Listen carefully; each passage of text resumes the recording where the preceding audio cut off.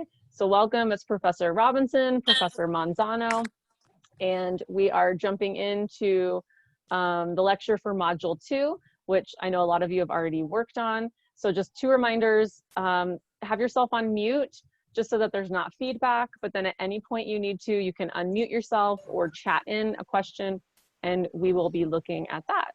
So welcome. I'm gonna go ahead and share my screen. Hold on one second. The slides I'm going to use are just in the module, so you can look at those. More of a discussion, will just help us talk about it. So, hold up.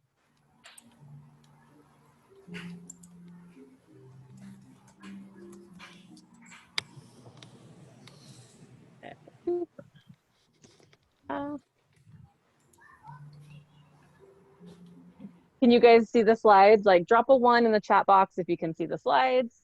Are they showing on the screen for you guys? Okay, awesome. Thank you, Megan. Thank you, everybody. So, you know, module 2, and a lot, you guys have already done the reading in most cases, you've done the quizzes. I would sort of subtitle this as like, what authority do we have to follow? You know, like there's all these cases, there's all kinds of stuff out there, but what does it really mean when I'm in a specific court or a specific jurisdiction? And so that's how I kind of think of this. Like, what do we have to follow? What do we have to do? So, you know, again, framing this, right? Because you always want to have that end goal in mind. There's kind of like two different things that might be happening, and there could even be more than this. But, you know, when you're looking for legal research, you're not doing it, you know, unless you really are just doing it for fun, but you're doing it with a purpose. And there's for sure two purposes, there might be more, but you want to, one, find something that would cause the court to rule in your favor. You know, you could even think of it as like forcing them, you know, they have to rule in your favor because you've found this certain thing of legal research out there, right? In your favor, your client's favor, your side, you know, so that you can get the result you want. From the other direction, it could be that you want to find this research because you want to predict what the court would do, right? You know, maybe you're not necessarily going to have a court case that week or that month, but you want to predict what the court would do so that you can give better advice to your clients, to what they should do, you know, all the different decisions they could be making. So in either way, though, you want to understand what they would do. And to get to that, right, as we keep peeling the onion and the layers back, you need to understand and find out what legal authority, right, what legal research is out there that the court has to follow. And on the other side, what legal research, what legal authority they can just simply consider, right? And so I think that takes me to my next slide, which again, you guys probably already know this from doing your readings, but you really want to start to think of the research that's out there as breaking down into two categories, right? And as with everything in the law, there are multiple ways that we categorize things, and they sometimes, you know, bleed into each other. But you have mandatory, and then you have persuasive authority. Okay, so you have mandatory authority, persuasive authority. And really, again, which authority, which legal research will apply to each situation? What cases, what laws does a court have to follow? What statutes, you know, treatises, all of it. Like, there's a lot out there. What does it mean to you? So you're gonna see moving forward how this class, you're really building on what you've learned in your other legal classes, right? So in its basic terms, mandatory authority means a court must follow that precedent, right? Precede, it must follow what has come before. Mandatory, it has to follow, it's mandatory, right? It's not optional, they have to follow it. Contrast that with persuasive authority. Persuasive, a court could follow it if they like it, they could listen to it, they could, yeah, but they don't have to, right? So sometimes, you know, maybe it's a brand new issue. So there's nothing mandatory out there. You know, it's a brand new technology. Like, we landed on Mars and we're not sure, you know, what's going to happen or something. Well, so the whole thing's persuasive. So now it's just a game of, you know, what do we like? What's persuasive? What's helpful? What's interesting? But if there is mandatory authority out there, then the court has to follow that. Okay. Are you guys good on that? Drop a 2 if mandatory versus persuasive, if you're feeling good on this, if this makes sense to you. You know, if not, drop your question, let us know. Like, I'm trying to just lay this out really straightforward for everybody. Okay, we're getting lots of twos. You guys are geniuses. You don't need us. Okay, so mandatory versus persuasive.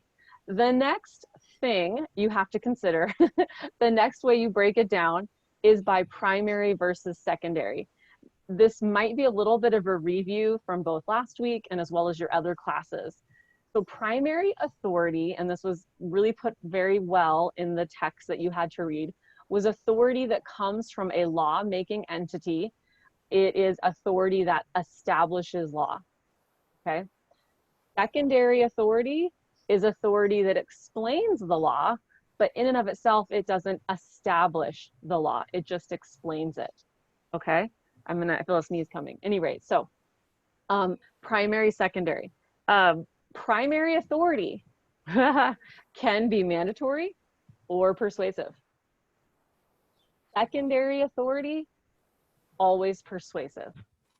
I should say you could maybe have like 0.1% of the time it could be primary if it's been adopted, you know, if you have a certain restatement or something, but otherwise secondary would only be persuasive.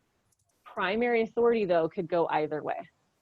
I think I've got one more slide. Yeah, so here's another way to think about primary versus secondary, and this is my basic way that I always phrase it in my brain. Primary is the law, secondary explains the law. So primary authority, you get, you know, cases, statutes, constitutions, regulations, treatises, you know, ordinances, administration, admin regs, you know, all those things, right? Secondary authority, it could be articles. You know, one of the bigger things we see for law would be legal journals, right? Academic legal journals, law review articles, news items, legal blogs. You know, there are some very highly thought of scholars who write legal blogs of like the current legal issues, encyclopedias, legal encyclopedias, textbooks, right? Even treatises, even some restatements. Another part of secondary sources that sometimes people don't think about until later would be finding tools. And in the law, we call those digests. So, you know, Westlaw digests, or even doing, you know, it's hard to translate the Westlaw digest to the internet, but, you know, even doing your research on Westlaw itself, that's just secondary. What you find might be primary, but using Westlaw or using Lexis itself is really just secondary. Even to some extent, the citators, shepherdizing, using Westlaw, whatever they call that, the citator service from Westlaw, that in and of itself is really more secondary. It's going to point you to primary, right? It's going to point you to other cases, but what you're finding is actually that tool itself is a secondary. So, and I always feel like for myself, I usually like to start with secondary sources because it's a little easier for me to jump in. I think I showed you guys last week, and it'll be backwards. Like, I've got the Rudder Guide at my desk, you know, practice guides. I left off that completely off secondary. Practice guides, you know, form books, Bender binders. I don't know, chat out like your favorite secondary source, you know, any of these like practice guides, practice things that you use at work, you know, that maybe it's the family law this, or how to file, you know, the immigration papers or something. Those really would be secondary sources. So practice guides, didn't even have that on there. Any other like secondary sources anyone can think of that I didn't include? Because there's probably a lot.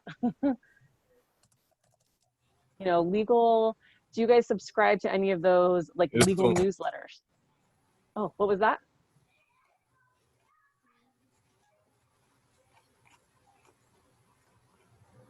Is that a mistake? Okay, but like legal newsletters, like I get like daily emails from legal newsletters, like pulling together cases. Yeah, it's secondary.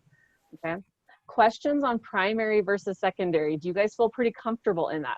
Primary is the law. Oh, the name of the citation tool. So Shepherds, shepherdizing, Shepherds. I'm going to spell this wrong, I think. Shepherds and Westlaw, I'm not sure what they call it, citator service or something. So, and that's this, and we'll get into that in a few modules, but that's what tells you if your case is still good law. Has your case been overturned? Has something else come along that has said, that's not a good case anymore? So shepherds, and then shepherdizing. phrase we say. Are you guys okay on primary versus secondary? Maybe drop a 3 if you're feeling good. So we've got primary is the law, secondary explains the law. Is the Shepherd's book you have, is that the same that is also on Lexis? Yeah. It's kind of like, what do they call it on there?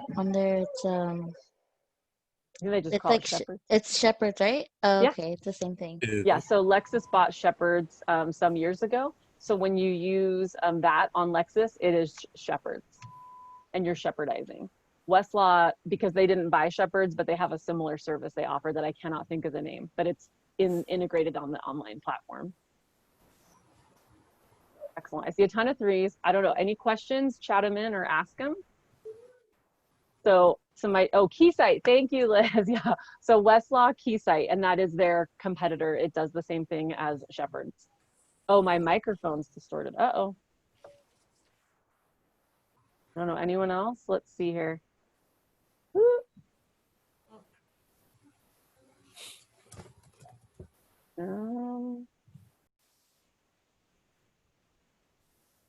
Okay, so primary, secondary. So you're keeping in mind mandatory versus persuasive authority.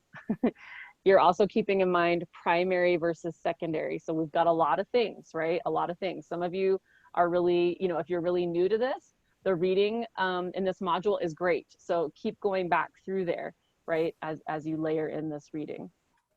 Okay. So go ahead. Yeah, I have a question. Yeah, I think that regulation is something like explain the laws. So a regulation is usually thought of as a law that is coming from an administrative agency or even from a statute. So you could have, it just sort of depends how specific we're being when we use it. But so you could have, anything, regulating e-cigarettes, plastic baggies, IRS codes, all of that would be considered regulations. I don't know if that helps you. I just saw something else.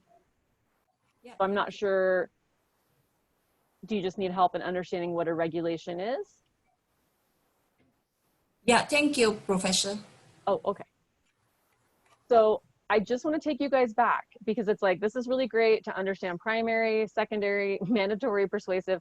Keep in mind, what is your purpose here? Your purpose is you're trying to find the right research to either cause the court to rule in your favor or the research that would tell you what the court would do if this case came up.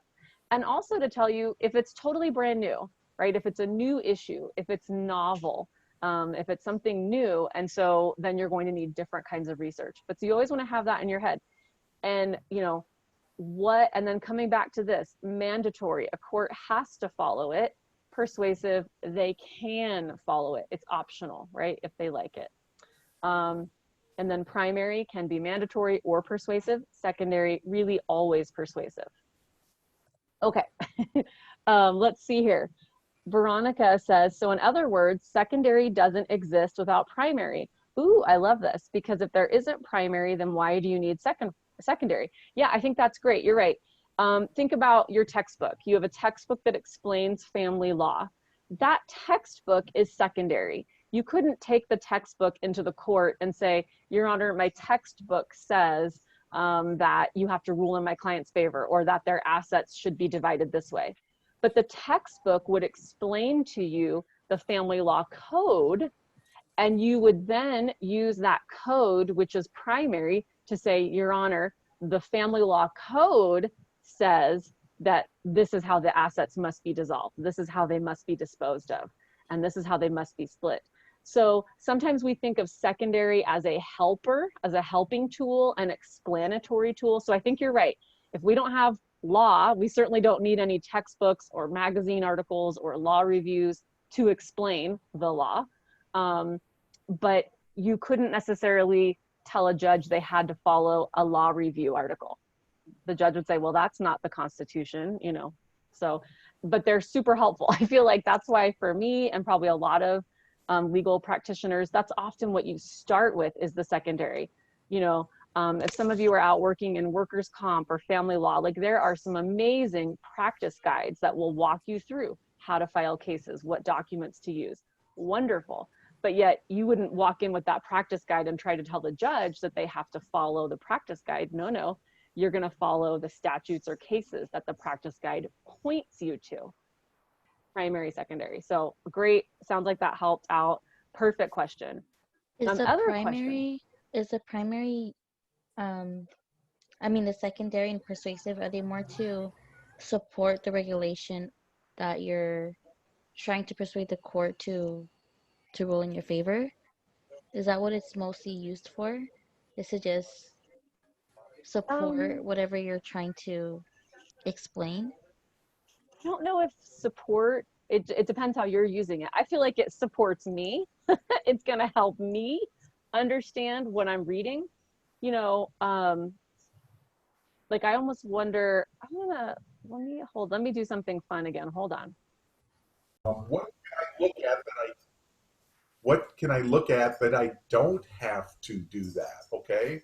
So remember, you're trying to persuade the judge and you say, Your Honor, you should do this because in this case, or you should do this because this statute is written in this manner.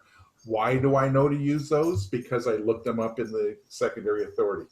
One of the first things I bought when I went into my own private practice was CalJur. That's a secondary authority. It's the dictionary. It's the Encyclopedia Britannica for lawyers, okay? Back to you, Kristen. So let's see here. And then Amal just put in a comment, interpret the law. So that's sometimes like a little bit of the whole thing we're doing, right? Is you're going to present the law to the judge and hope that it's being interpreted in favor of you and what you want. That's probably the way to think about that. But I don't know, is this helping? Is this getting clearer for you guys? Primary versus secondary. I love that Rick said that primary is binding. It is the law. Like you're stuck with it. You know, imagine if you've read like a CNN article about the newest Supreme Court case. You can't tell the Supreme Court justices that, hey, CNN said this is the legal standard on the CNN article I have. That is a secondary source. It's explaining the basic gist of the case in 2 paragraphs. But the actual opinion was 150 pages long, you know, and who's to say that the CNN editors actually understood the nuance of the court case, right? So it might help attorneys you argue with each other when they're in front of the judge as to what this case means. Mm-hmm. Yeah, for sure. So, you know, even within a case, we don't understand it. So, yeah, and I love that. And Raquel's saying secondary sources, yes, help you find other sources, just like Rick was saying too. So that's why sometimes we think of them as helping or finding tools. I'm going to read that journal article and it will give me the 5 cases to go pull to read for myself, the 5 actual, or it'll tell me what statute is at issue here. You know, because I've never done this before. I'm not sure what is the statute, you know, that said about the plastic baggies being banned. What is that? So I'm going to read an article or a journal or an encyclopedia that then might tell me what statute it is. So I think that's perfect to think about it that way. So I'm going to go back. Let me share back the slides again. Let me know how you guys are doing. So on some level, I think it's a pretty straightforward concept. I don't want to say that we're making it harder because it's a new concept and you really do have to be able to be very clear on this. Because, you know, you don't want to, there's a clear break here, right? So go back to those sources of law, right? Cases, statutes, constitutions, regulations. That is primary. Everything else is secondary. And I should have added treaties, right? If we have a treaty with a country or something, that is primary, okay? What other thoughts or questions? Are you guys feeling pretty good about primary versus secondary at this point? What number are we up to? Maybe drop a 4. I don't know what number we're at. Drop a 4 if you're feeling good about primary versus secondary. And if you're not, then drop in with your question. Okay, I'm seeing lots of 4s. That's awesome. Yay. Professor Yay. Robinson? So for example, the California appellate reports, so would that be a primary? So that's an interesting one. The appellate reports, yes, Yeah. because that's reports. But I could give you a tricky one and say, what about California appellate reporter? Woohoo. So that is still primary.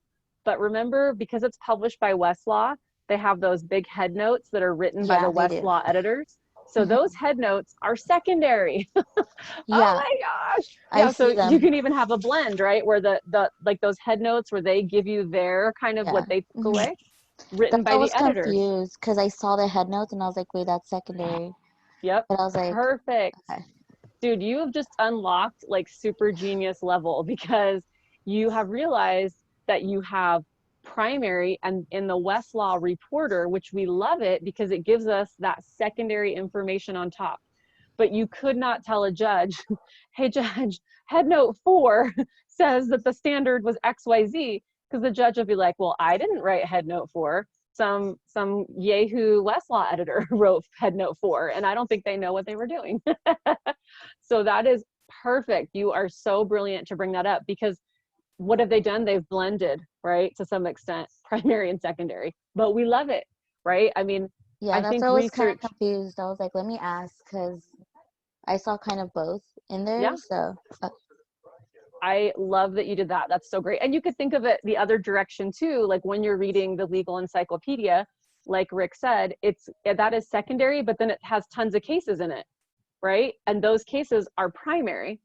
So it's like, go back to the source. When you quote to the court, you'd want to quote the cases. You wouldn't quote the encyclopedia, but the encyclopedia will help you, you know. Caution here, because I've had this issue before. Mhm. When you're quoting the case, don't quote it from the encyclopedia. Read the actual case and pull from the case, not the encyclopedia. Because I've had people do that where they're quoting the case, and when you go and you read it, you go, well, that's what it says in CalJur, but that's not what the actual case says. So make sure when you are citing cases that you've actually read the case. And I think there's a question presented. So anything that's a federal statute would be primary. The Title But 15 is actually for California state prisons. Oh, okay, yeah. So that And then again, the DOM is the Department Operation Manual, which falls into the Title 15 is in.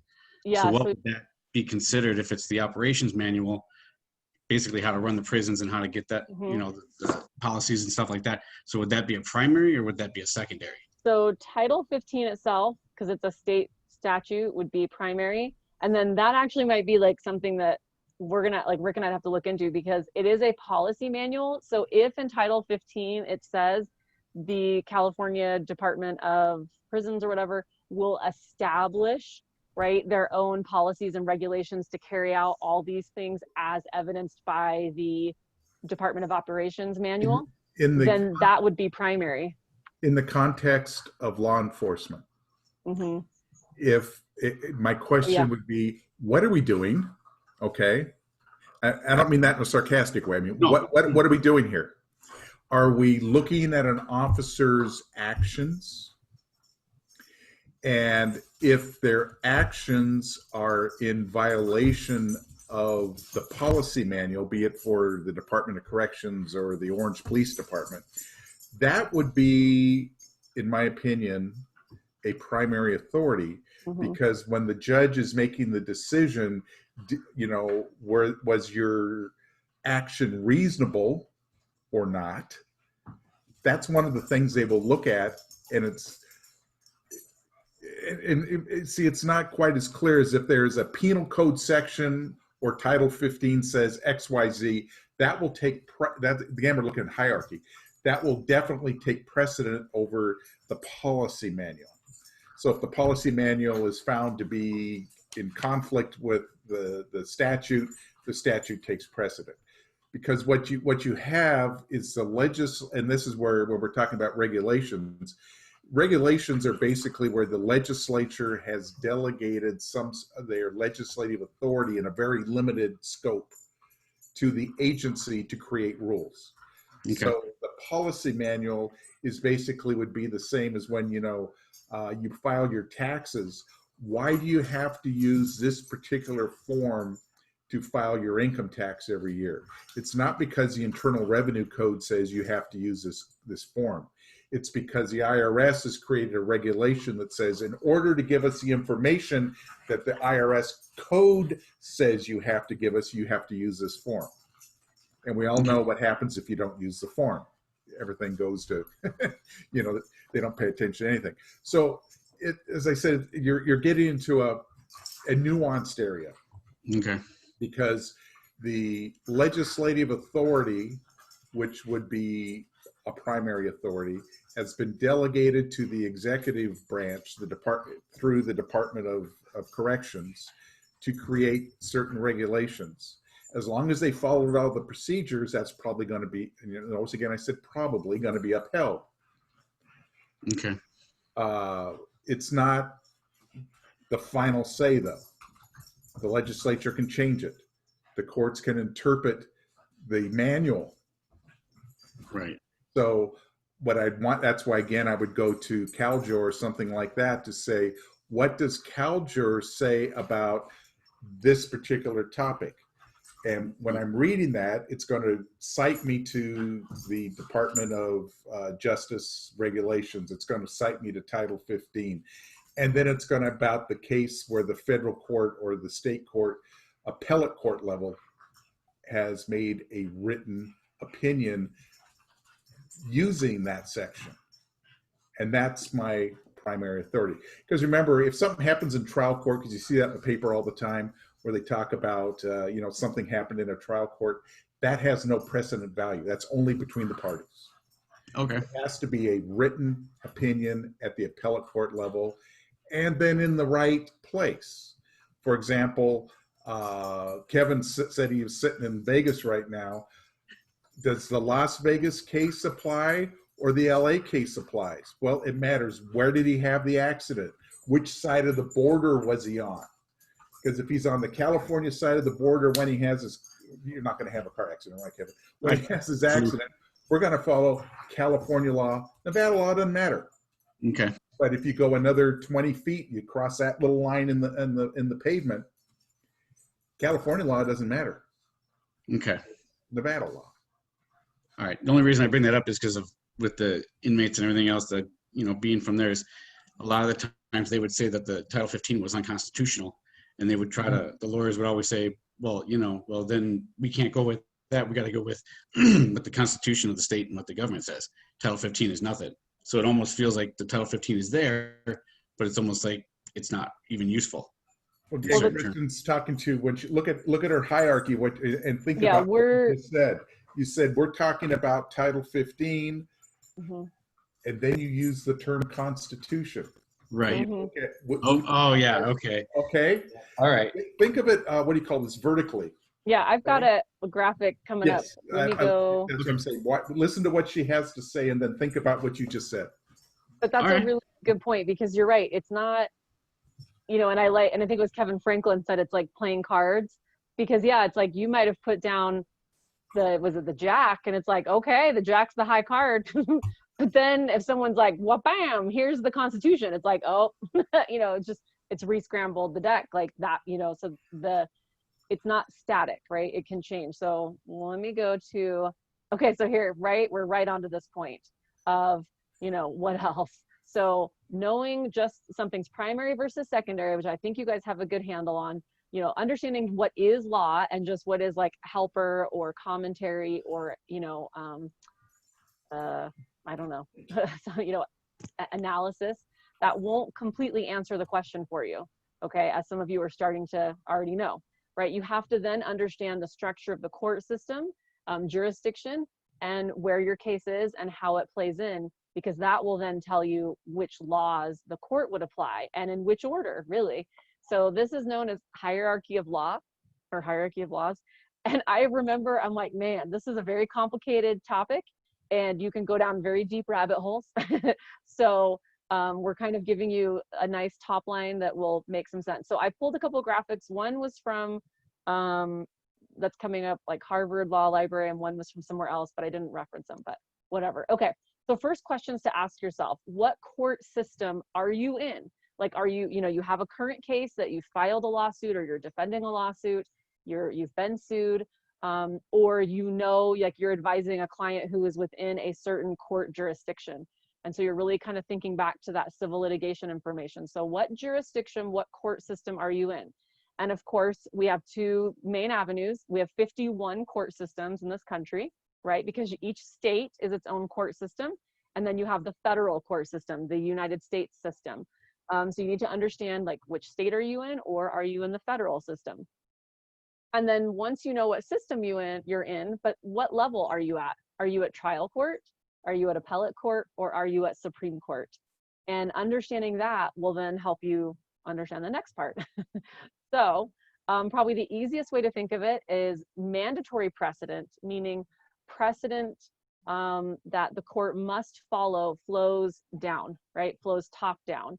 And we'll look at a couple graphics. And then I do have a wild card, which is mentioned in your reading, and we might hold that one later, a federal case applying state law. But let's look at a couple of these little graphics. So, Kristen, I did look at the quiz question, and that's what it is. So we'll get to it. Okay, perfect. So maybe we'll do this, and then we can pull up the quiz, and Rick can walk us through that. That would be awesome. So the pyramid, it goes down, you guys.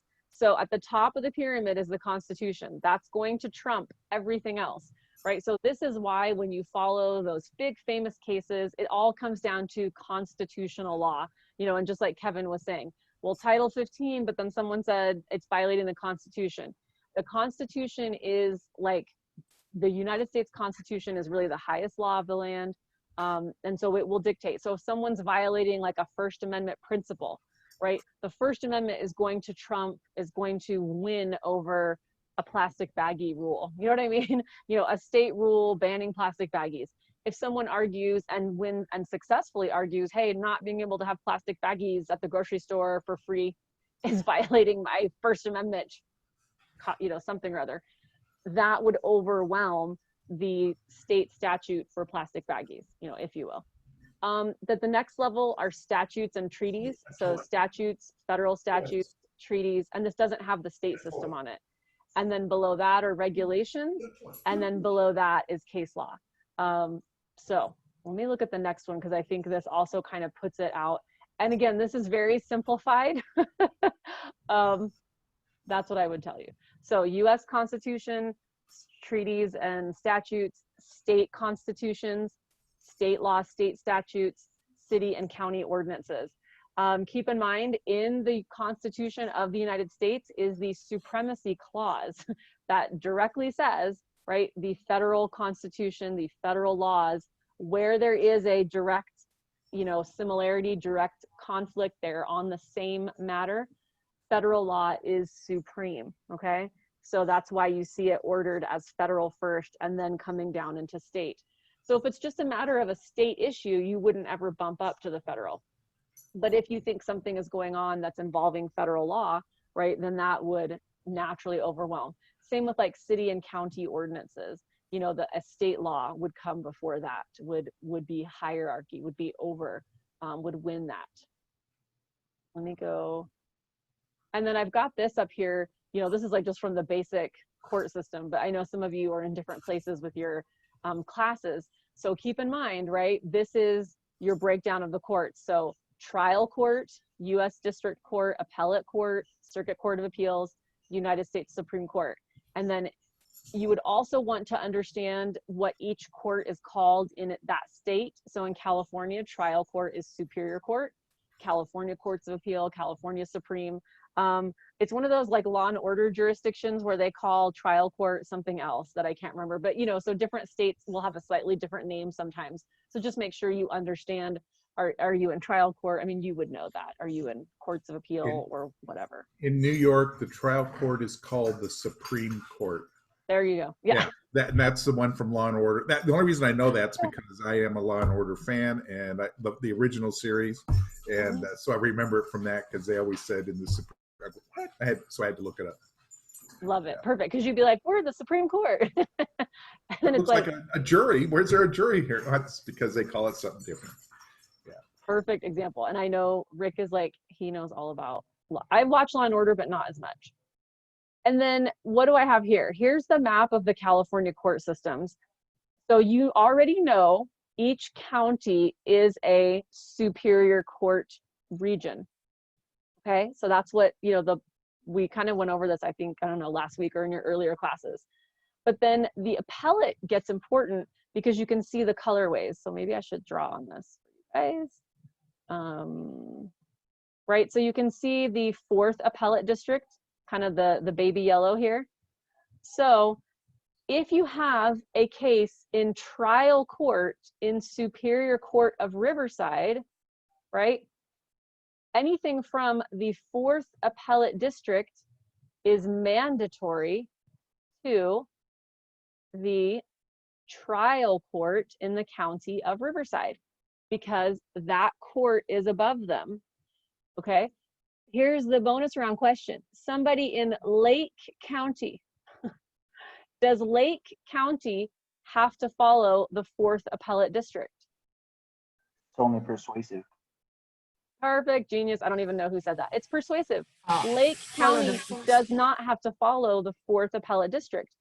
But does Lake County have to follow something from the, is that 3rd? I can't quite tell what color that is. Or 1st, are they 1st? Does Lake County have to follow 1st appellate district? So if there's a 1st appellate district opinion, yep, you guys already know that.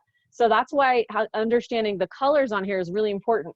So if there is a 1st appellate district case on something that is coming up in Lake County, they have to follow that reasoning, okay? Now, if the California Supreme Court has made a decision, everybody in the state has to follow that, right? Whether it's 1st, 2nd, 3rd, 4th, 5th, 6th, or the individual superior courts, because it's come from a higher level court within their jurisdiction. Let's see here. What if the Iowa Supreme Court makes a decision? Does anybody on this map have to mandatory binding follow Iowa? Let's see, what are we at? Drop a yes or no. I see Chris was the first with a no. Yeah, no one in California has to follow Iowa. Like, does that make sense to you? Like, Iowa is not binding on Tulare County. I don't know how to say that, Tulare, Kern County, right? Kern County doesn't have to follow an Iowa court opinion. Everyone's good on that one. How about like a Texas Supreme Court opinion? You know, does Monterey County Superior Court have to follow Texas Supreme Court? No, right? How about, here's another great one. You know, let's see here, let me use a different color. Does the California Supreme Court have to follow the Texas Supreme Court? Right? Does California Supreme Court have to follow the Texas Supreme Court? No. Yeah, Liz, absolutely not. Yeah, no, right? And again, that is not binding, that is not mandatory. It could be persuasive. Like, yeah, Chris is great. It could be helpful. Maybe another state has faced the same issue we're facing. Maybe it's something new for our jurisdiction, but someone else has been through this. Okay, fine. Let me see what they did. I'm curious, right? It could be helpful. Let me see, you know, but I don't have to follow it. So what I do know for sure happens is, you know, in the county of Orange, you'll be in Superior Court. Hold on, why don't I just clear all my drawings? So I'm in Superior Court in the county of Orange, and I want the judge to do something, but there isn't a case directly in our county area that's come up with it. But the 3rd appellate district, these people up here, they have a case that is the same as mine. Does the county of Orange, does the Superior Court judge in Orange have to follow the 3rd appellate district? So you can write yes or no. Looks like we got Nikki and Carl straight out the gate, no. So if you were to go into court and say, Your Honor, the 3rd appellate district did this, and that's what you should do here. It's what you have to do. they're going to say, I'm not in the 3rd appellate district, I'm in the 4th. And so I will take it under advisement.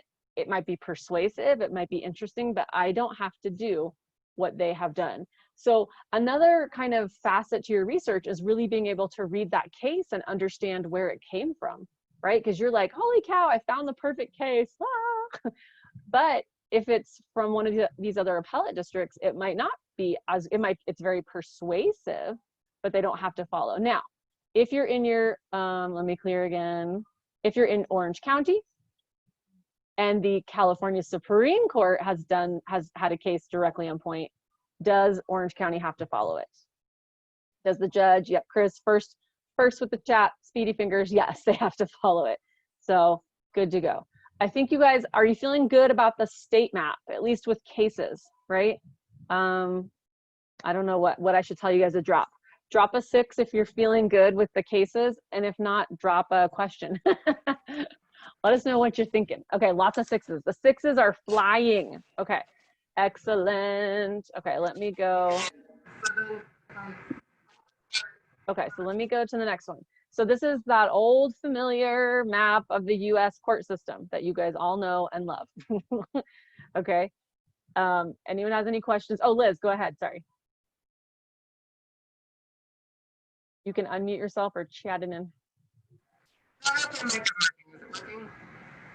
It's kind of working, but it's hard to hear you. Okay, just chat it in. Just do rhythmic dancing for what you're, or hold up a whiteboard and write off the thing. Don't do that. Don't hold up a whiteboard and write on it because it's super cuckoo. You actually could, I think you can even write on this. Question, Liz. Yeah. Oh yeah. If the same level courts in the same county all make the same decisions. So you mean like within San Bernardino or within Orange County, let me get a bigger one. If we're in Riverside and there's like a couple different superior courts in Riverside, if they're all having the same case before them, do they have to follow each other if they're all at the same level? And I think you're right. The answer is it's just persuasive, because at that point, since they're all superior courts, they are independent somewhat, right? They can do what they want until someone above them answers the question. Now, this is also where you get sometimes what's known as the split, right? Well, one judge at one courthouse ruled one way, another judge at another courthouse in a very similar case ruled a different way. So someone maybe would appeal, right? So that's where you could get an appeal. And when the appeal comes out, they'll decide this is the person we agree with, and these two people were wrong. And so perfect. So again, it could be persuasive, it might be helpful, but they don't have to follow each other. Now, if you've heard the term forum shopping, this is what they're talking about, is where do I want to file my case? Because the 4th Appellate District's rulings have been favorable to me, while the 5th Appellate District has not. So if I can, based upon venue, which is civil lit, take that class, if I can file it in different counties, I may do so because I know what the appellate court is favorable to, because that means the judges in my courthouse are supposed to follow that. So that's when you hear that term forum shopping, it doesn't mean we're going to play basketball. Okay. But it's a great point. Like, should you file your case in San Bernardino or should you file it in Riverside? Because you could, for whatever reason, file it in either San Bernardino Superior Court or Riverside Superior Court.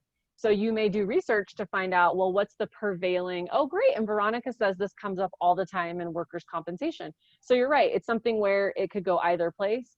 And so you may do research to be like, you know what, Kern County has been better for us on this issue than LA County. So we're gonna choose Kern County. So perfect, and this is where the power of the plaintiff really, you can see that because they have the power to locate the lawsuit. Defendant can push back a little, but really that forum selection comes down to plaintiff. But yeah, or should we go to Mendocino or Lawson? Where's Yolo County? I need some YOLO in my life. So at any rate, so I love that. What a great questions, you guys. It's amazing. What other thoughts or questions? Are you guys feeling good? I don't know where we're at. Drop a 7 if you're feeling good. we're going so deep. I love this. I feel like we're just learning. Okay, any other questions so far? This is amazing. And we're just gonna we're gonna play with the map of the United States, the federal court system.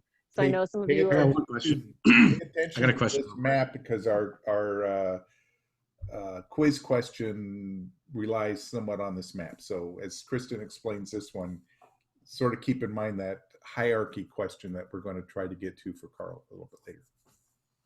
okay, and who had a question? Is it Kevin? Take it away. Yeah.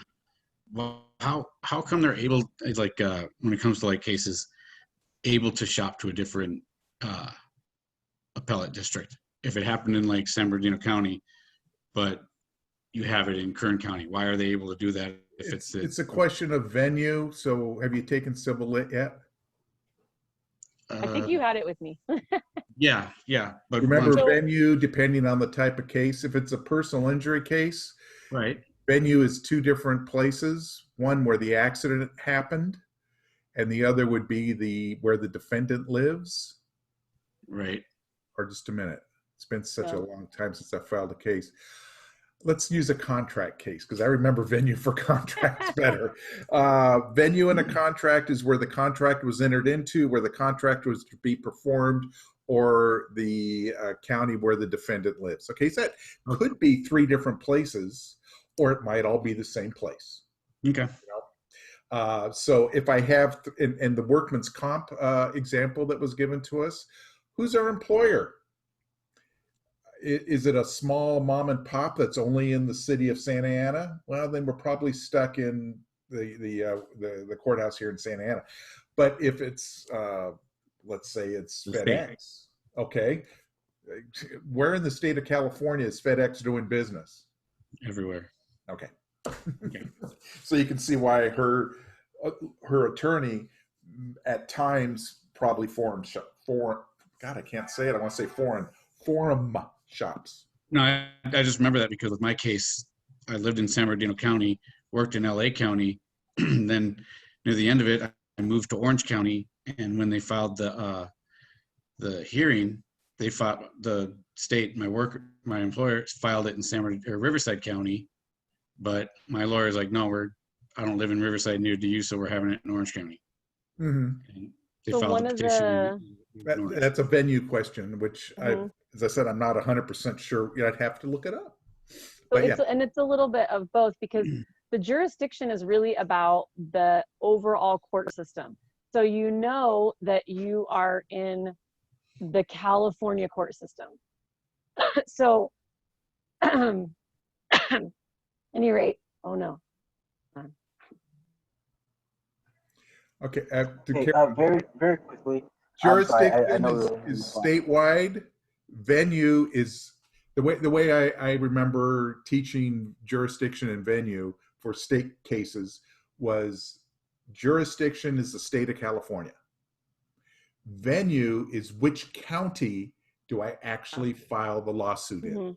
Yeah. Got it. Perfect. Thank you. So yeah, so jurisdiction only gets you so far, and then venue looks at different factors, but but you can see the interplay there though, where you really start to have strategy involved. You know, And sometimes so- we think it's so obvious where you're going to be, but it may not be that obvious. Go ahead. Who else is jumping in? Yep, it can be objective. So is it the person who is filing that has the choice of law then? So choice of law itself can be very tricky. In contracts cases, choice of law is often one of the points of your contract, right? So you'll have a forum clause in your contract, like if this goes south and if we sue each other, we agree to have the lawsuit in this jurisdiction forum, and we agree to use this law. So often it'll be California, but sometimes you could say, we're gonna do it in California because that's where we all live, but we're gonna use Delaware law because Delaware has really good business law. So that can happen. So choice of law clause and forum selection clause can be two different things. But when you're talking like your average torts case, things like that, the law that applies would be the law of the jurisdiction. So it's sort of like a special situation when you have, and in federal, that can come up more. because as you change venues, you might have a federal case located in Alaska, but they're using California law because there was California law. It's a diversity jurisdiction. That's how you've ended up in Alaska, but the case was actually based on California law. So now the federal court in Alaska is actually applying and analyzing California law. Probably more than you wanted to know. Well, when we get to our question, your last statement filters into that also. So let's go to your map of Okay, the let me go to the U.S. court system. How are you doing? Does that answer your question? And yes, venue can be objected to. So jurisdiction is really plaintiff focused because they choose the case and they file it. Venue is a motion that is generally filed by the defendant, and the factors the court considers in venue are defendant facing. They're a little more weighted towards the defendant, but still they have to overcome a bunch to move it. But that is something that can happen. So when you think of like criminal cases, right, it's often the defendant that wants to change the venue. They don't move it to, you know, outside the state of California, but they move it within different courthouses or different things like that. So anyway, okay, let me go to the next one. Okay, so here's our federal map, which it's going to be very similar to what we've already talked about with the state system. Let me get my little. Is this the election map? Oh, no. Okay. No. Oh my gosh, don't bring, I'm traumatized. Don't mention the election. I'm like, what's going to happen? Okay, so, you know, here we are in California. Okay, there's our little California pickle. Again, as you notice, we have 4 federal trial district regions: northeastern, central, southern. Orange County is actually in central. So just think of that the same way you think of even the counties. And each one of these, like Arizona is its own trial court region. Utah, Nevada, where Kevin is right now, is its own trial court region. So these are each district court for the District of Nevada, U.S. District Court for the District of Eastern District of California, U.S. District Court for Central District of California, Southern District of California. So these are all very similar to like our superior courts. The orange color represents the appellate, right? So we're in the 9th. So if the 9th Circuit of Court of Appeals has made a decision, then all of the district courts have to follow that in the 9th Circuit. Okay, it washes over everybody in the 9th Circuit. If the 5th Circuit has done something, does Hawaii have to follow that? Does the U.S. District Court for Hawaii have to follow something that the 5th Circuit has done? Is that binding? Is that mandatory precedent on Hawaii Federal District Court? Raymond at the gate, no, you're correct. Yeah, so if the 5th Circuit, like Texas, Louisiana, Mississippi, has made a ruling, District Court for Hawaii doesn't have to follow that. Let's bonus round. District Court or 5th Circuit Court of Appeals has made a decision on like a warrant standard. Does the 9th Circuit Court of Appeals have to follow what the 5th Circuit has done? Maritza, first one I saw. Megan, yeah, no, they can do what they want. And you will see that. You will absolutely see splits in the circuits with different opinions. Okay, so let's layer another thing. If the 9th Circuit Court of Appeals has made a decision about a warrant requirement, does the Eastern District of Washington have to follow that? Chris, great. Yes, Megan, everyone, Maritza, yes. So if the 9th Circuit Court of Appeals has made a decision, then yes, Eastern District of Washington has to follow that. How about Nebraska? Does District of Nebraska have to follow what the 9th Circuit is doing? Does Nebraska have to follow 9th Circuit? Megan's correct. No, they do not. They do not have to follow them. So I feel like you guys are genius on this. And then, of course, the ultimate bonus round. If the Supreme Court of the United States makes a decision. Oh, I forgot Puerto Rico. Let me get those people over there. If the Supreme Court makes a decision, who does the Eastern District of Oklahoma have to follow it? Yes, Sahar, yay. Yeah, she was the first I saw. So you're right. So if the Supreme Court of the United States makes that decision, then everybody has to follow. You know, the 10th Circuit, Wyoming, South Dakota, whatever, that everyone has to follow. So that's part of the reason why those Supreme Court of the United States decisions get so exciting, heated, watched so closely, because it'll cover the whole map. I feel like you guys have this questions on this one so far. I don't know what we're at. Like, are we at 7? Drop a 7 if you feel good on the map. I don't even know. Drop a 7 or a question. I see lots of 7s. Yay. Okay, so that's the end of my slides. Let's see here. And then Rick, do you want me to share, do you want me to go to the quiz and like share it? Yes, please. Okay, so hold on. It's a hard one. There was one question. I know, what are you doing? Why is it so hard? Okay. Let's see here.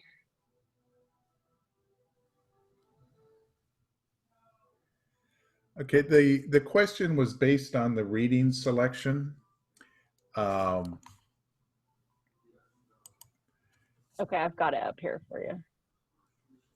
I added, for clarification, as I said, I will continue to do so. The instructions say, take the quiz, assume for purposes of the quiz we are in federal court and the court will be applying state substantive law. I put in parentheses Kentucky so that it made sense because that's the example used in the reading. So I added that. As I said, I knew exactly what I was looking for. Are we in federal court in Kentucky? Are we in the District of Kentucky, or? We're in federal district court and we're asking which laws should be applied. Okay, but what district? Because of the type of, well, that's part of the question. Oh. Because I tell them which, go ahead and type on, click on edit, Kristen.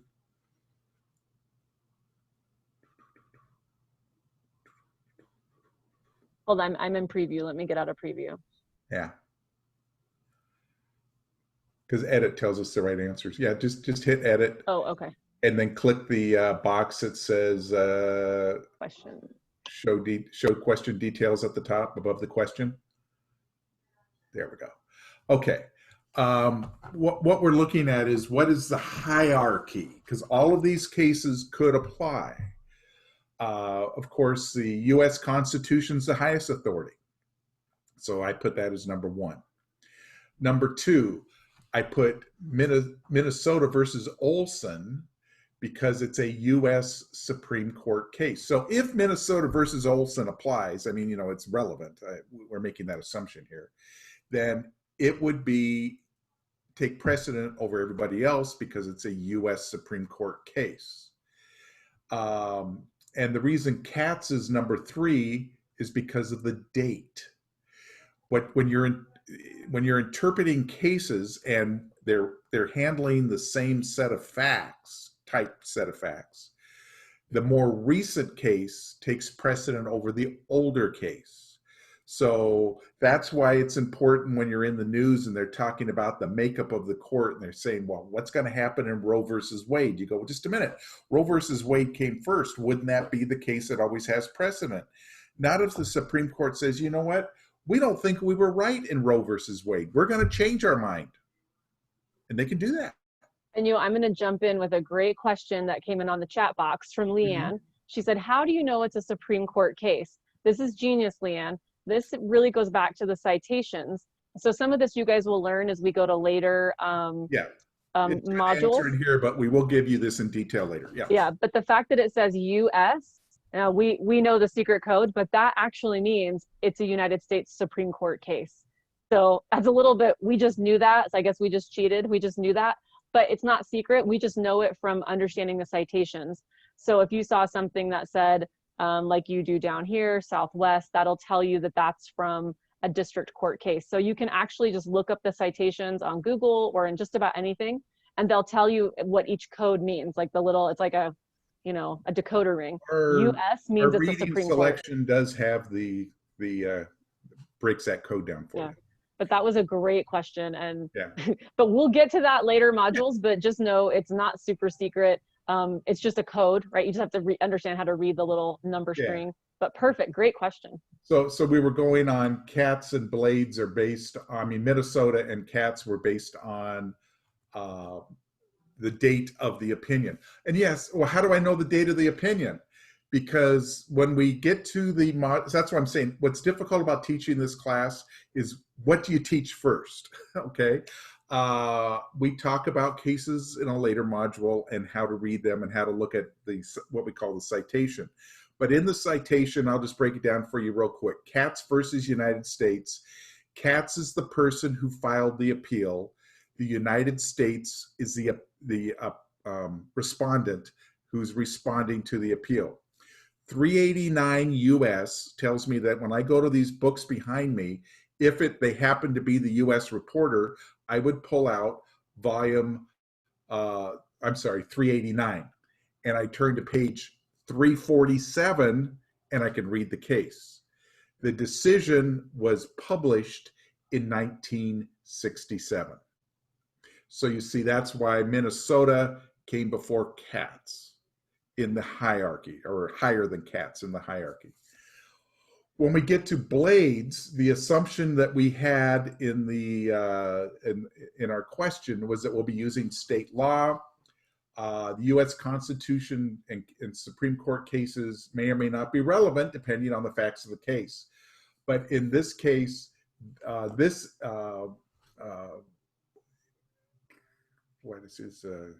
Kentucky. Oh, this is the Southwest Reporter reports the Kentucky Supreme Court cases.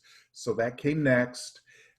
Blades is an appellate court case. And you say, well, how do you know that? I mean, Adams is a appellate court case. How do you know that Blades is a Supreme Court case without pulling the case and reading it, and Adams is a appellate court case? Again, the citation. If it just has the name of the state, like KY or US, things of that nature, you know that's a Supreme Court case from that jurisdiction. KYCTAPP stands for Kentucky Court of Appeals. If it's a US case, like US versus Carragher, Sixth Circuit, go back to that map. That's why I said we have to look at the map. It turns out that Kentucky, when we look at the chart that I told you to look at in preparation, Kentucky's in the Sixth Circuit. Yes, thank you. Your map agrees with me. So when we look at that, we know that a Sixth Circuit case would have authority in the Kentucky District Court. Back to the question again.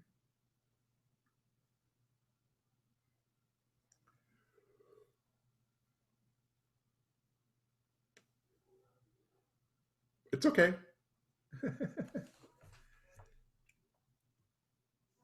There we go.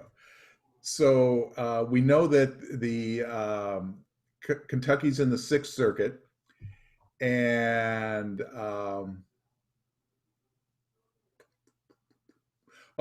United States versus Villegas comes next, even though it's a newer case, because it's the Seventh Circuit, which means it's only persuasive, right?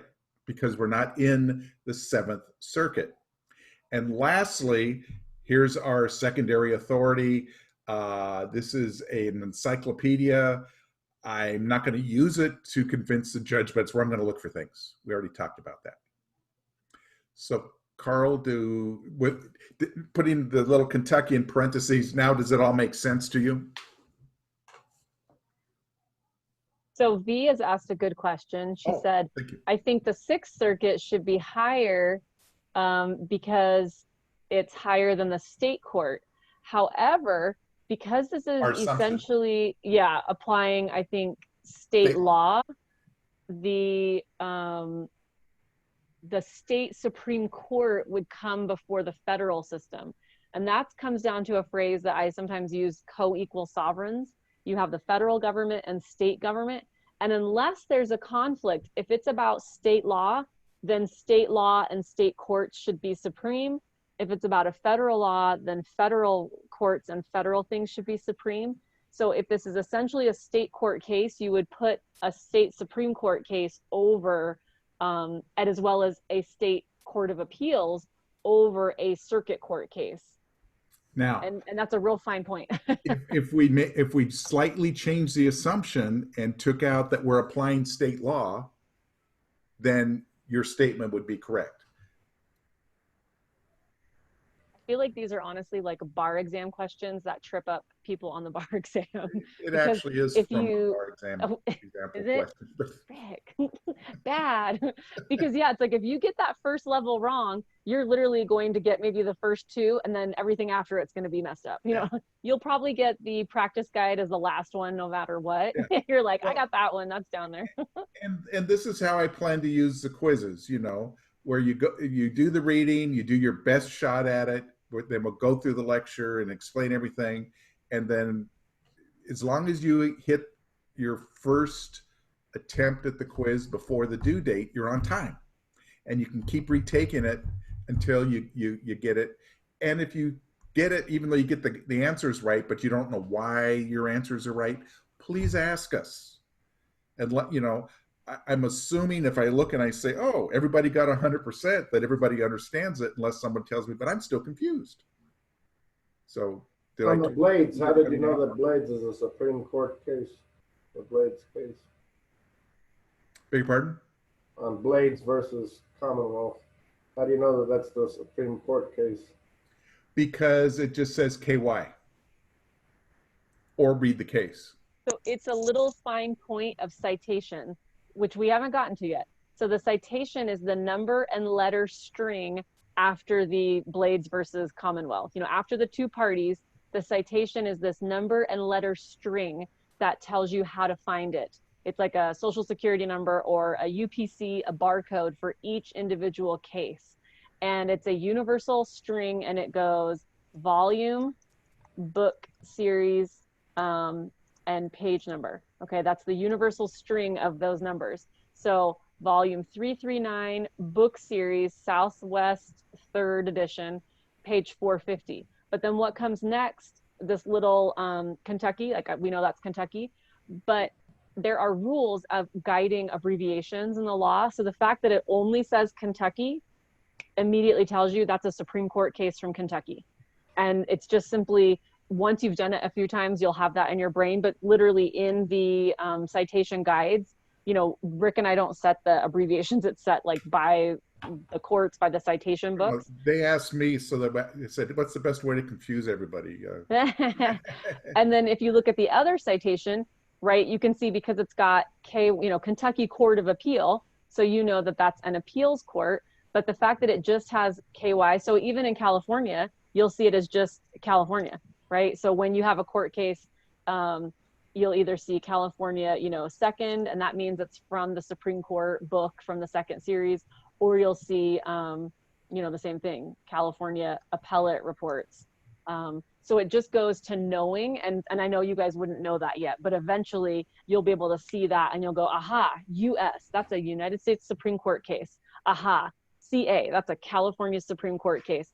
So it's just, like Rick said, it's hard to know like what to go over first. So it's okay that you guys don't know that. And I think, so I guess that was the tricky part, but. What I'm building right now is module 5, so you don't see it because it has not been published. And that's where we're going to be covering judicial opinions. And so I made a note to myself to make sure we have a good explanation on how to read the parts of a citation. So I'll work on that and add it in for you. Are we gonna go deeper into, I know you, Professor Robinson, you just explained why the Sixth Circuit and the Seventh Circuit opinion or ruling were like 7th and 8th and not like higher. It just didn't like sink in. I feel like I just got more confused. The reason is the case is in the Sixth Circuit. So we're in district court in the Sixth Circuit. So anything that took place in the Sixth Circuit, we have to follow. We're supposed to follow. The Seventh Circuit would be another appellate court district. So that could be used. If we did not have a case in the Sixth Circuit, we could then say, well, look at that one. Now, if and we call that, let's say the Sixth Circuit's, we have the same question identical, and the Sixth Circuit says the answer is yes, and the Seventh Circuit says the answer is no. You'll hear the term conflict of law because one set of judges is saying yes and the other set are saying no. So if I'm in the Sixth Circuit, I have to follow what my judges say. That's when the Supreme Court may take a case because there's a conflict of law and decide, is the answer actually yes or no? Once the Supreme Court says, then it doesn't matter what the Sixth and Seventh Circuit said. It's now you follow the Supreme Court case. That's when we get to shepherdizing, which is again module 7, when we talk about citators. It's why, oh, I found this great case. It's right on point. It's the Sixth Circuit. That's where we are.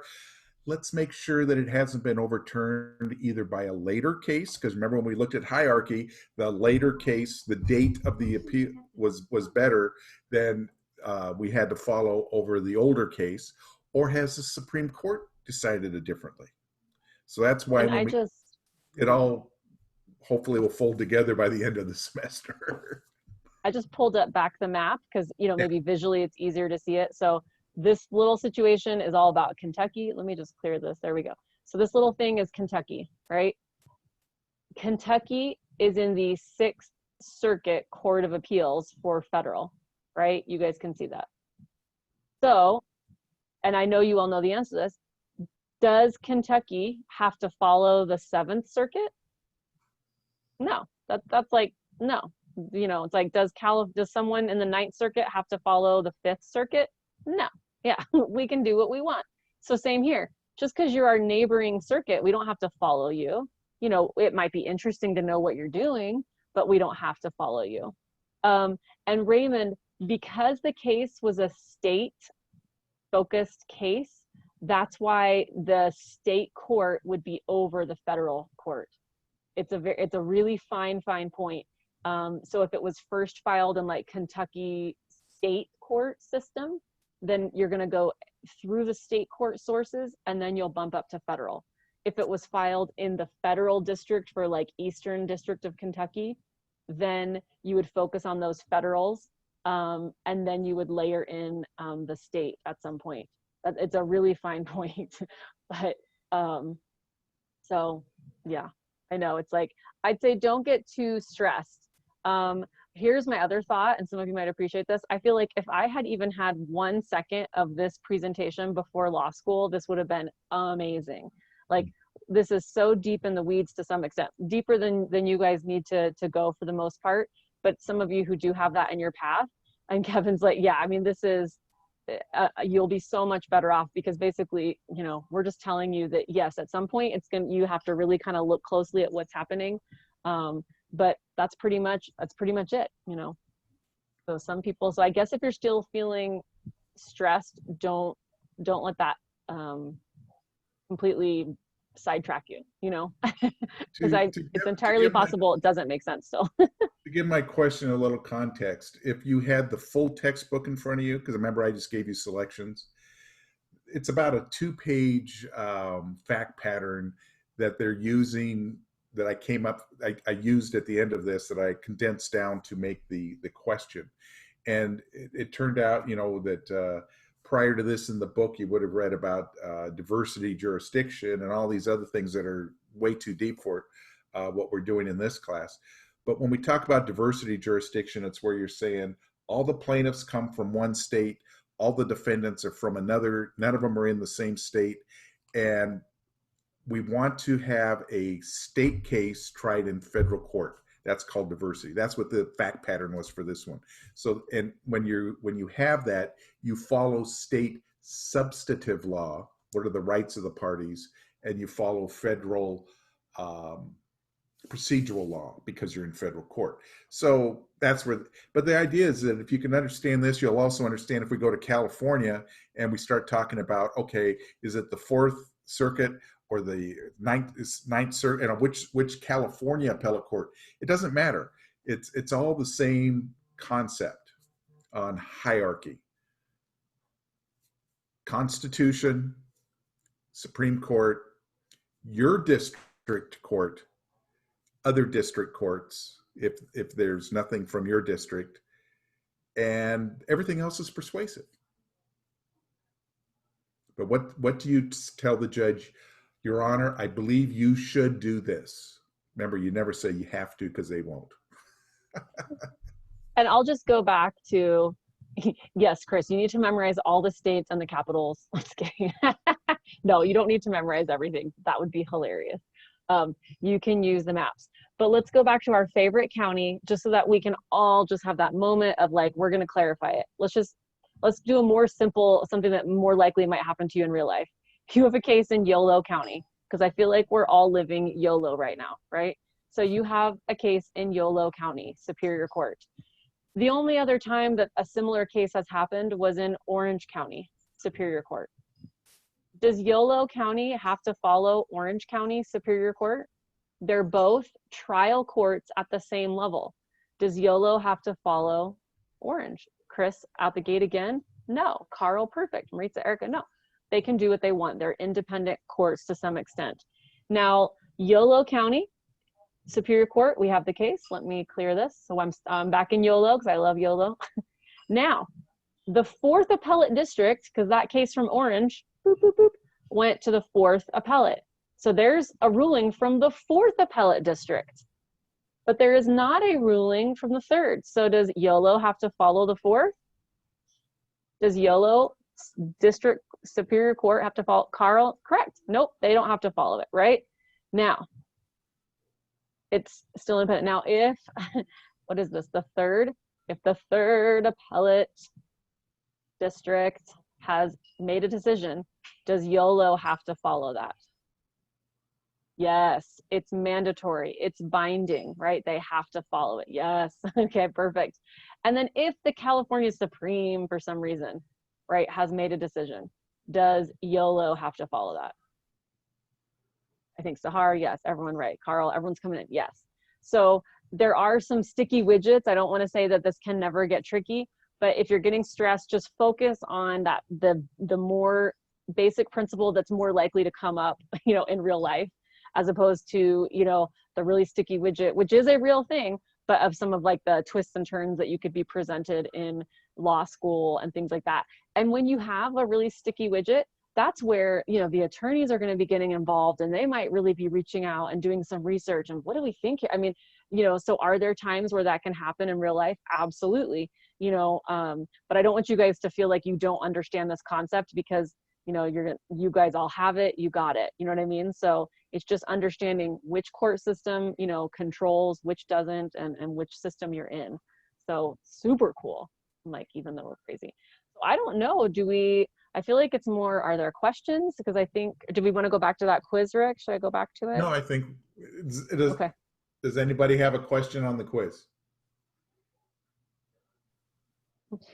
So do this for me, okay? When you get when you have nothing else to do this week, I'm not seeing a lot of hysterical laughter, take the quiz again. If you feel you understand it, you're done. If you don't, shoot me a question in the general question thing, okay? Say, I still don't understand 4 and 5 here. How come? I'll be more than glad to explain it to you, okay?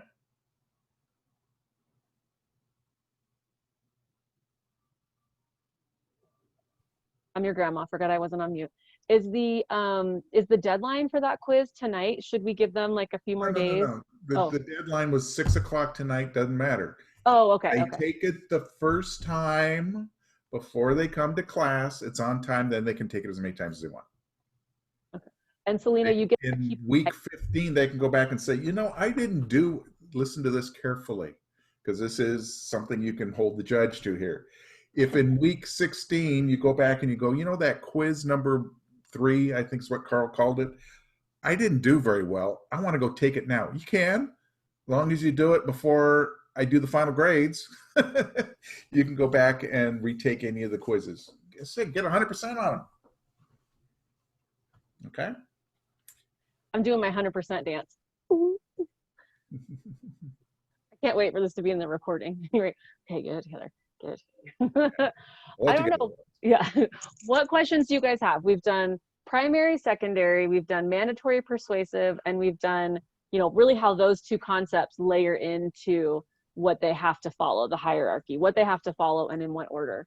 So they all like weave together like a beautiful quilt, like a beautiful tapestry. You know, Kristen, I'm thinking about it. I left a question off of that quiz that just so it's, and I'm thinking of this to help people understand. Why don't you answer this one? I have a statute that says, when I read it, that it looks like the answer is yes. But there's a court case from Kentucky that says the answer's no. Which one has in hierarchy order should I be looking at? Let's see if anybody can answer that. Statute or court case? Put it in the chat so we can see it.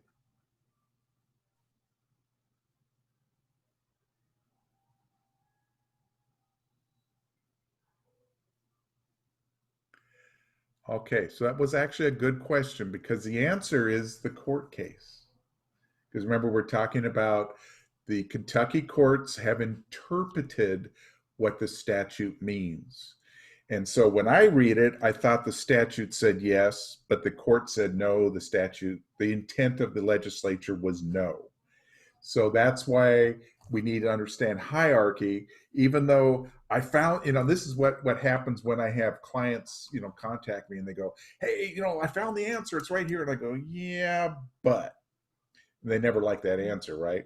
It's because that's not what the court said that statute means, but it says yes. Yeah, but they say what the legislature meant by yes was maybe. Mm-hmm. And based on the facts of this particular case, maybe means no. Okay. That's such a powerful point that Rick's making because, and where you see the three branches, right? Legislature creates law, executive enforces law, judicial branch interprets law.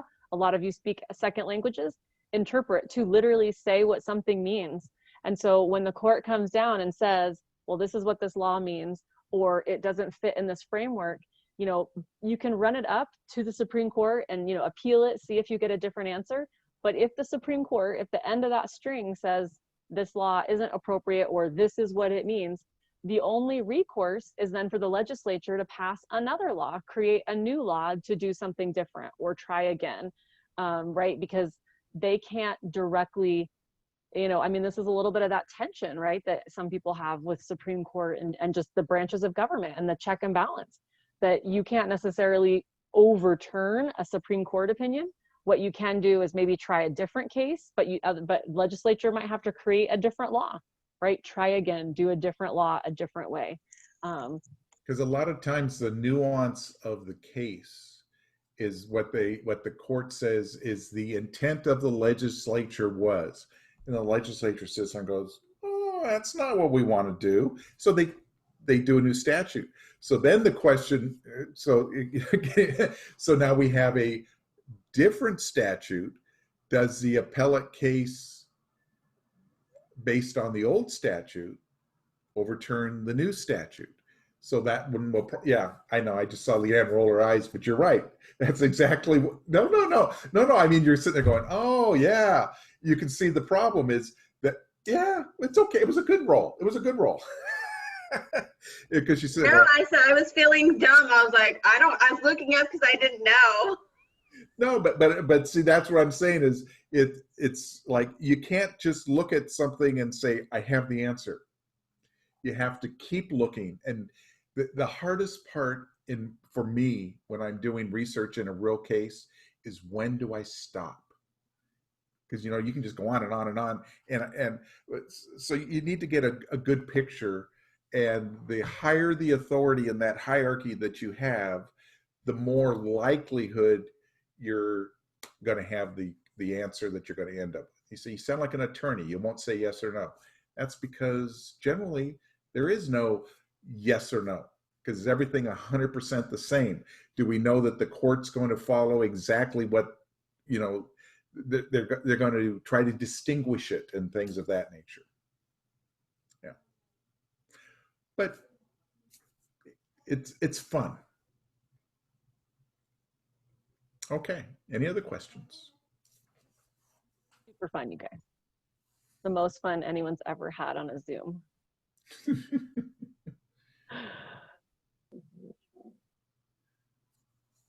But yeah, I think you guys should jam. So they can keep taking the quiz even though the due date was today, Yes. right? As long as they got That's their, fine. it'll Yeah. keep your highest score. It's not an average.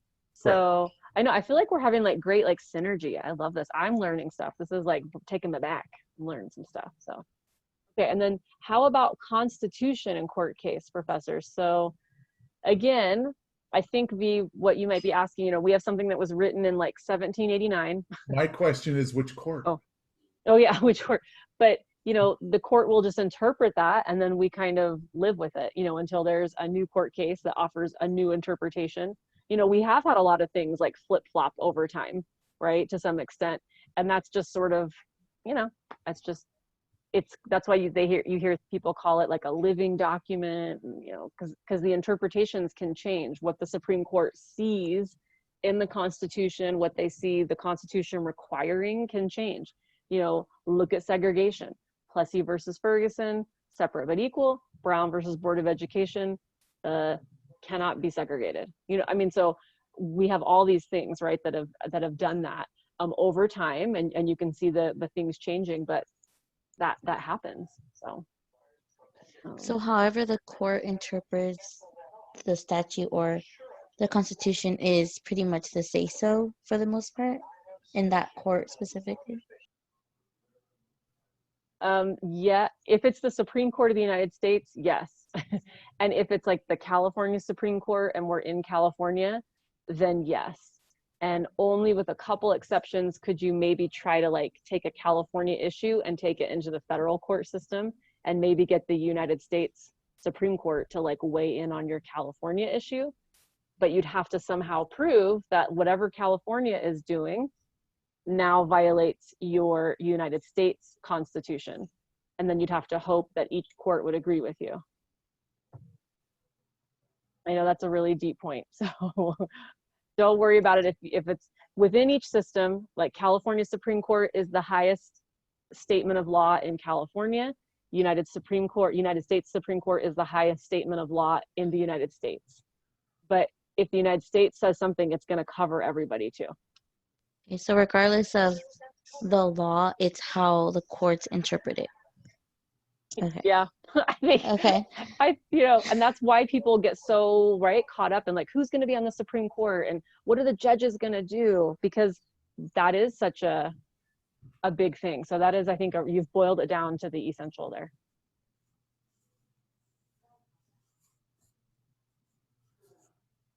Anything else? I'm just looking on the chat, seeing if anyone else has anything, questions for Rick.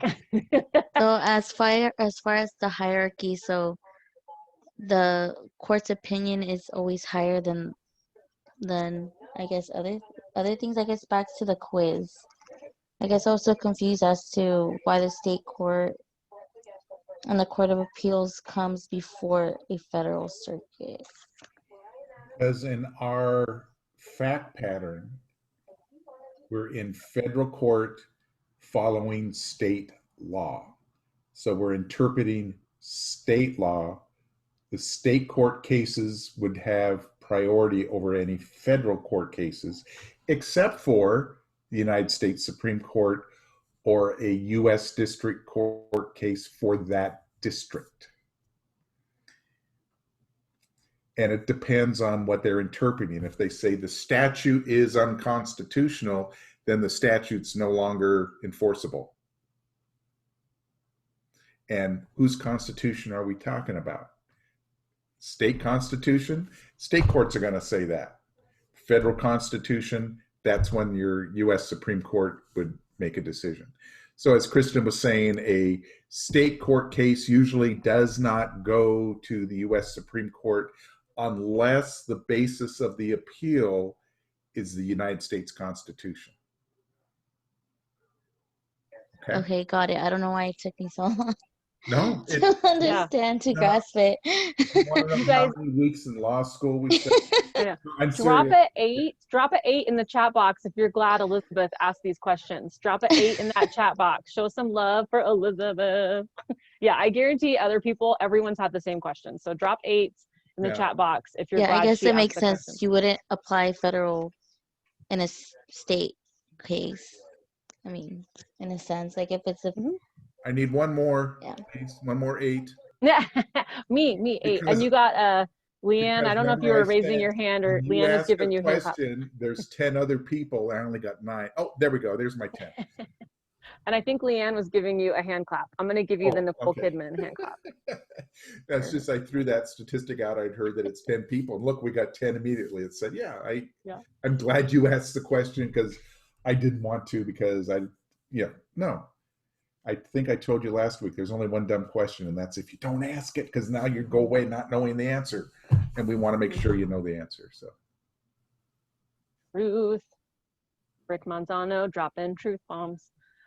Okay. What else do you guys have? Any other questions, comments, issues?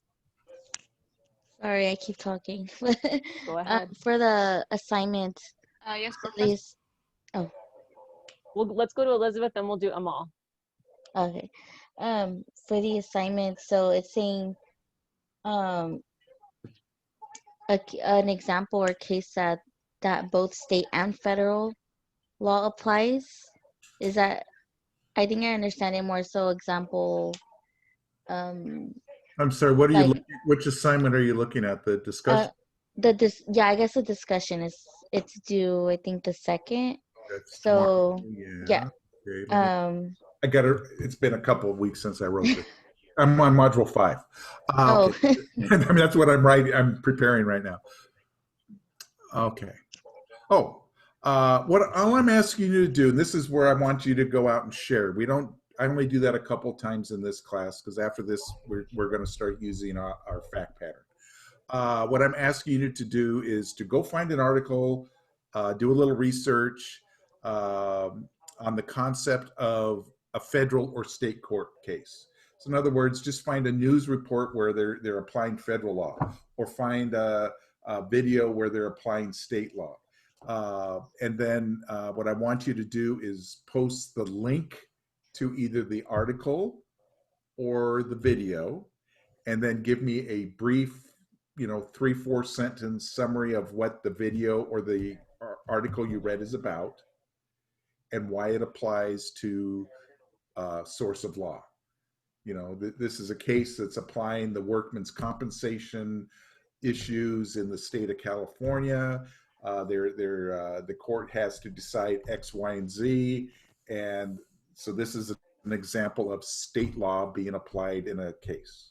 Or it's a case of, constitutional rights for search and seizure. Did the police officers have to announce themselves before they entered the building?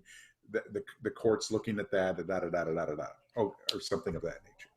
So it's a general, go out and find something, and then what you do in your reply section is, let's see, I do it different in every class. Let me look real quickly. Yeah.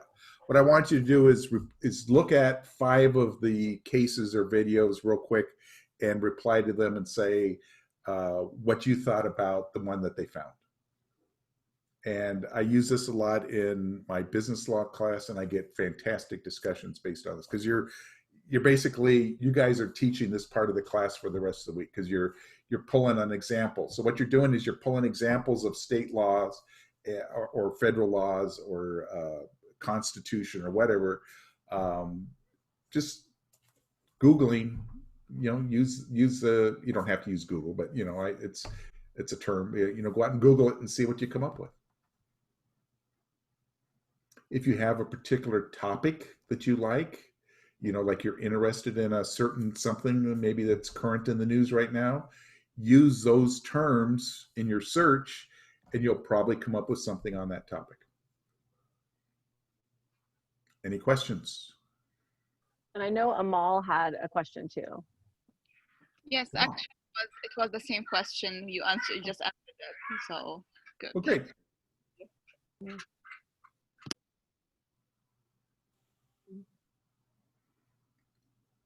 All righty.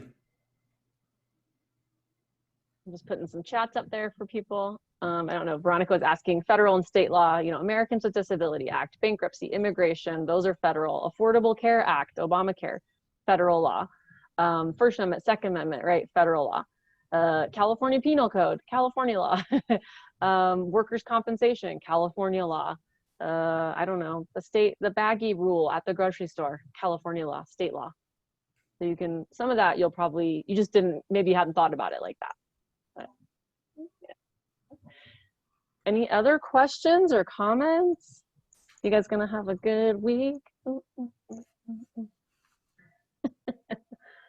I'm not gonna play any music, Rick probably. Okay, I'm gonna stop the recording if there's not any more questions.